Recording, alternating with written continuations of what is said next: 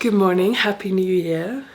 I have not been very well, which is why this first video of the year has been quite delayed. But today we're doing a bit of a reset because I'm just starting to feel a lot better and I made myself a list. I have been content planning. I am nothing without my list, but today I wanted to talk about how I'm approaching Project Pan this year, some of the creative projects that I'm working on this year, and also how to make them more sustainable. I actually, whilst I was ill, I unraveled one whole jumper that I thrifted, and I did also thrift a couple of other jumpers that I still need to unravel, but honestly that first one took me about, I don't know, maybe 7 to 10 hours because it was the first one I did and I was unsure how to do it properly. I watched a bunch of tutorials, but I have some very big aspirations for that yarn that I have unraveled. But today I'll show you what it looks like unraveled and how I'm going about washing it and then blocking it because it's very curly once you unravel a sweater. But I actually started filming this video just before I got ill, so let's go back in time and talk about Project Pantry first, and we'll do a little bit of a reset for that. Okay, in my last video, or my last Project Pantry of the year video, we have been through a lot of the cupboards and we've made our way through a lot of those ingredients. Some of the things that I still have in the cupboard are some beans, so I'm gonna make a dense bean salad for lunch and talk a little bit through my approach to Project Pantry this year and how to prevent the need for such a aggressive approach to it in the future. We've been buying these 3 bean blends and we just had like a massive thing of these.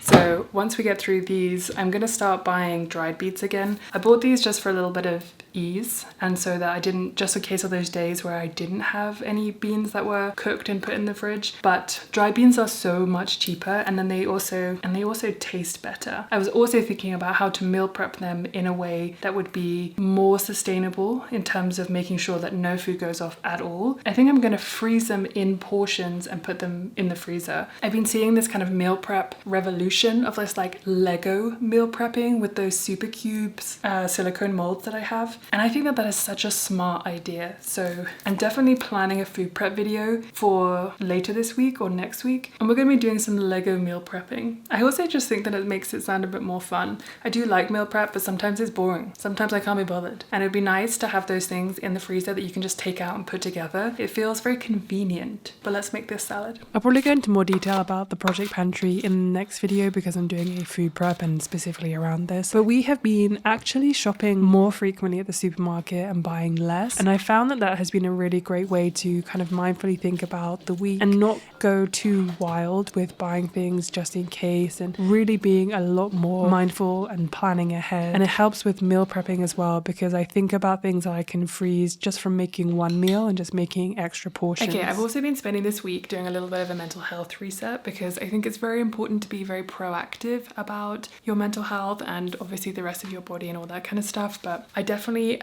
thought that it would be a good idea to think about things that I could do proactively to ensure that my mental health is healthy, positive throughout the rest of this year. I do quite a few things that I would consider meditative, like I do some drawing, I also do a Sudoku puzzle every single day, and I also think that climbing can be very meditative because you're very much in the here and now. You're not really thinking about other things, you're just thinking about how hard the climb is or figuring out the puzzle. And those things were very helpful for me last year, so I thought I would give meditation a go this year. So I just want to say thank you to Headspace for sponsoring this portion of today's video. I downloaded the app a couple of weeks ago and I have been moving through their kind of beginner's meditation, learning how to do it, because one thing that I always found in the past is I'd find it very hard not to allow or understand what to do with thoughts that kept popping in when I was trying to just sit there quietly, and I didn't truly understand how to use it to my advantage and really understand the techniques that help allow thoughts to come in but then allow them to pass and go away. So I've been learning the basics of meditation and I decided to go for Dora because I think her voice is really calming, and I know a lot of people have said that they think my voice is calming, and so you probably understand how important it is to have the right voice in your ears whilst you're doing something like that. Surprisingly, my mind heading into this new year is in a much better place than last year, and again I think that's because I've been very proactive about supporting my mental health and putting my mental health first, and because I'm in this place I really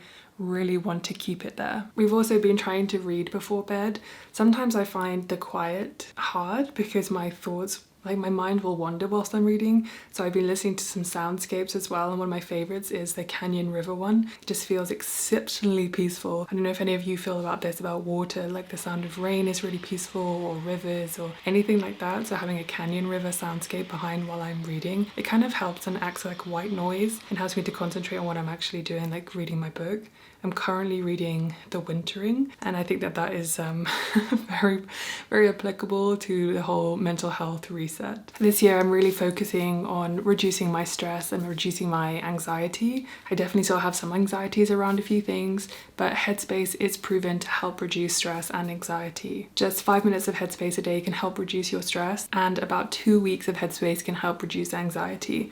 So I will check in with you in a few weeks and let you know how my stress levels are. I'm just about to meal prep a chili, and I'm gonna listen to a soundscape. Sometimes I kind of alternate between soundscapes and books, because sometimes I want to have something to completely absorb my mind in, and sometimes I just want to get into that flow state and not really think about anything. So if you're interested in setting a really strong foundation for your mental health for the year ahead, you can try Headspace for free for 60 days. All you have to do is use the link in my description or scan the QR code that will be on the screen. It's great because you get 2 months full free trial rather than like just 2 weeks that you would get with other things. So you can really see the benefits of using meditation. Another thing that I have been doing for my mental health is meal prepping, because it helps to just take away some of that stress during the week when I'm busy and I still really want to prioritize eating well. So let's meal prep a chili. So I've been watching a lot of content online about how I can meal prep better or smarter. I'm always trying to learn better ways of doing things, and I never ever believe that I am above things. Like I never think that I've learned everything there is to learn. So recently, for some reason, I really just got it in my head that meal prep was something that could make my life even easier. Or especially my husband, who he'll look in the fridge and then he'll not find something that he can eat immediately, and then he'll just close the fridge and then he just won't eat anything. And I have definitely had the tendency to do that as well. So I thought this year I'm going to try and find very easy ways to make things in a way that are more convenient, helpful, still include some kind of variety, so we're getting variety in our diet, but at the end of the day are just super convenient. I think you've seen me use these silicone molds many times in the past, but I've started to really specifically use them to measure out and kind of portion control certain meals so that they actually last longer. One of the things I realized that we spent a lot of money on last year was not just because groceries are expensive, but I think also because we were probably not portioning out properly and kind of really trying to mix and match our meals to make them go further. So if you're into meal prep at all, or the algorithm just seems to love meal prep if you're into food at all, I have seen so many of these kind of Lego or Duplo or Tetris. Basically insert any kids kind of Tetris style game, and that's what people are calling them. Really, they're just a great way of meal prepping in portion sizes, putting them together and then reheating them. Another thing I actually recently meal prepped was some English baked beans. You can't get ones in the US that aren't super sweet or have lard in them, and I don't want either of those. So I meal prepped some of those, which I'm going to make for breakfast now. And I've also been taking a different approach to my sourdough. This is frozen, and I'm going to have this for breakfast too. But what I've been doing is making a really big loaf, cutting it in half, and then slicing half of it up into, you know, manageable slices, and then freezing it and taking that out whenever I want to have a slice. Even though we do eat a lot of sourdough, I found that that's one of the best ways for me to reduce food waste or any reason for it to go stale if we forget about it. Of course, I can turn those stale items into croutons or something like that, but sometimes I don't, and I really hate wasting food, especially now that food is just even more expensive than it's ever been before. And being able to buy flour at a reasonable price and being able to make my own sourdough, like, it feels like such a gift. So I really do not want to be wasting any of it. So now I freeze half of it. I do make one really big loaf, but that's because I can't be bothered to make 2 smaller ones. I prefer the size of a half slice of the big one. And yeah, anyway, I also have some of these field roast sausages. I almost never buy these, but my husband wanted a full English breakfast for his birthday, so I bought some, and yeah, we have some left over. So I'm gonna have one sausage, and I'm gonna make myself a little English breakfast with the stuff that I have prepped. Honestly, I'm also trying a different method of meal prep that I probably already talked about, but I'm really liking the way that it's kind of turning out. It just makes life so much easier, honestly. It really does. I'm really excited to do quite a lot of DIY projects this year that are around creating or creativity. And one thing I've done recently, which I will talk more more about is actually unraveling a thrifted jumper. I'm unraveling a couple and then making something new with it. So here I'm just washing the ones that I found after unraveling, and I'm going to let them dry and then turn them into cakes. Okay, so after Christmas, I also had a little bit of a creative reset because I was knitting so much specifically for Christmas gifts and I got just a little bit burnt out. So I've made 2 things so far this year. This hat, which I actually finished yesterday, and I also made this Sophie hood, which I included in my latest short form video, but it's quite cold in the house, so I'm enjoying wearing them right now. I'm also hosting a little knit along on my knitting page for this jumper. This is a free pattern by a creator called Jules Knit This, and it's called the Roomy Raglan. And for this, I am using the Blue Sky Fibers organic cotton worsted held with Sammy by Amano, and this is Pima organic cotton. So I have been a little more focused on the smaller things that I wanted to make just for me as well. I have really enjoyed the knit along because it's been really fun to be able to talk to so many people and help so many people through the beginning stages of learning to knit, and that has been a really fun way for me to re-engage with short form video again and kind of realize that what I care about is community rather than having a really big platform. It's more important to be able to actually connect with people. I feel like that's a big thing that people are realizing this year, is that actually what's important is making sure that we get to know people and make time for our relationships and help people when we can. And it's kind of given me a reinvigoration of how I'm feeling about turning up online and hopefully, just being a good resource to help people learn a skill that gets them off their phone and hopefully helps with their mental health and all the things that I personally get from knitting, feeling really good about myself, about what I can achieve, and just learning skills that honestly get me off my phone. One thing I have actually been doing is listening to books while I've been knitting, and I've been listening to Fundamentally by Nasiba Yunus. It's really, really funny, which you probably wouldn't expect it to be funny considering what the book is about. But I started listening to this maybe 2 days ago and I'm already 66% of the way through. So I've been, as I've said, I've really enjoyed listening to books instead of watching TV whilst I have been knitting. 2 more books that are on my list to listen to that I've just managed to borrow from my library through Libby. If you don't have Libby, it's a really great app. I think it's much better in the US and in Europe, but I also have Kristen Hannah The Women and also Good Girl by Aria Aber. Those 2 were actually recommendations I got from Lena Norm's latest post about her story graph list of everything she read last year. And I also listened to The Housemaid because obviously that's super popular right now. It's turned into a film. I listened to that. I quite liked it, to be honest. And I've also put a hold on for Frida McFadden's The Intruder. So trying to mix up and trying to listen widely to books that are highly regarded, maybe ones that aren't as highly regarded but are good stories, that kind of thing. So I've really been enjoying listening to books. And I'm on Instagram, I'm making a roundup every month of all the books I've listened to and what my book of the month is. But I can do that on here as well, especially if you don't like Instagram. I recently decided to move over onto a new Instagram page, which is just at Immy Lucas, because Meta just wouldn't let me change my username, which was very frustrating, especially since I want to talk about more things that are not just about, what my username was. So if you do follow me on Instagram, I have fully moved over to Immy Lucas now, but I'm very, very happy with my kind of creative reset so far. I think being ill kind of forced me into a slow approach into the new year, and I don't think that it's necessarily a bad thing. When I got home after Christmas, I had a couple of days before the new year, and I also got ill then as well. I got some kind of stomach bug, so my New Year's Eve was spent sitting on this sofa watching a movie and then going to bed at 9 p.m. But I don't actually think that that was necessarily a bad thing. I've spent the last couple of weeks kind of getting back into my routines, and I've been going to the gym before I got ill, climbing with some friends, and then I kind of was ready to really ramp up for January. I really wanted to do a kind of vlogmas, but for January, the new year. But my body said no.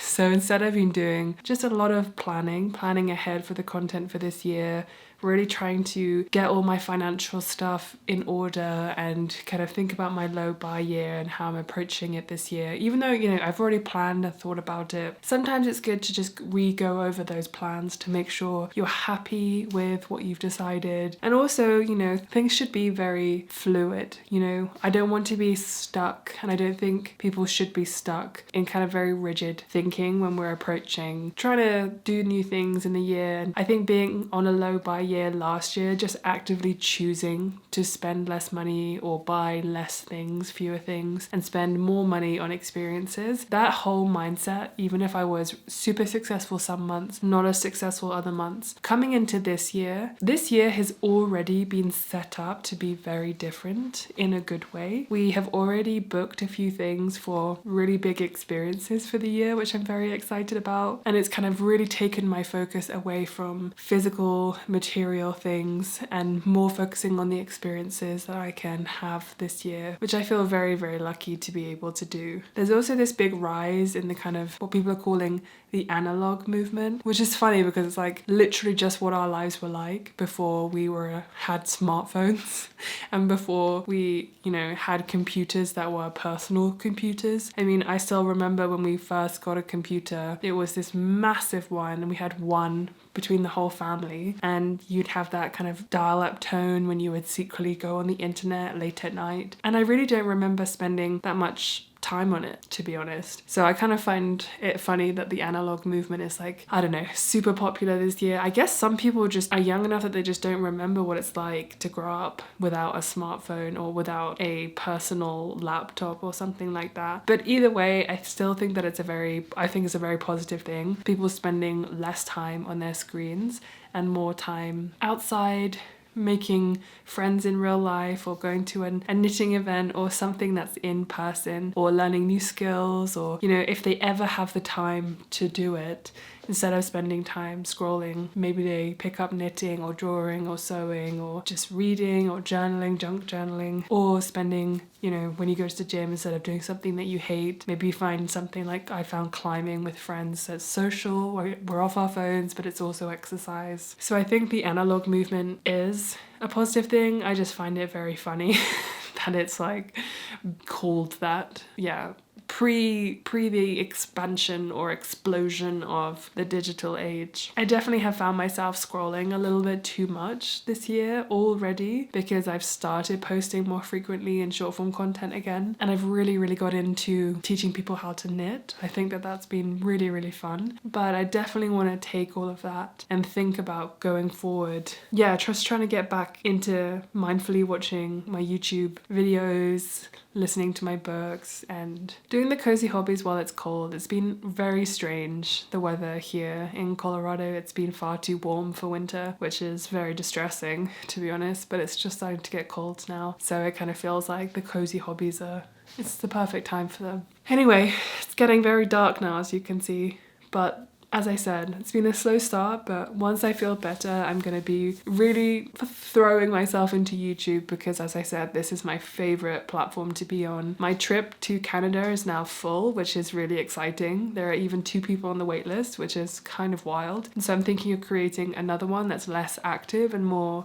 maybe crafting based, where we can all hang out, have good food and kind of craft, and just spend more time in person together rather than over the screen. I'd love to know how the beginning of your new year has been. Obviously, it's been very heavy, the news in the US and around the world. So just make sure to stay informed and do what you can, and also preserve your mental health. That's very important for this year. I will see you in the next video, where we're going to do a bit of food prep for the next month. So I will see you very soon. Okay, bye.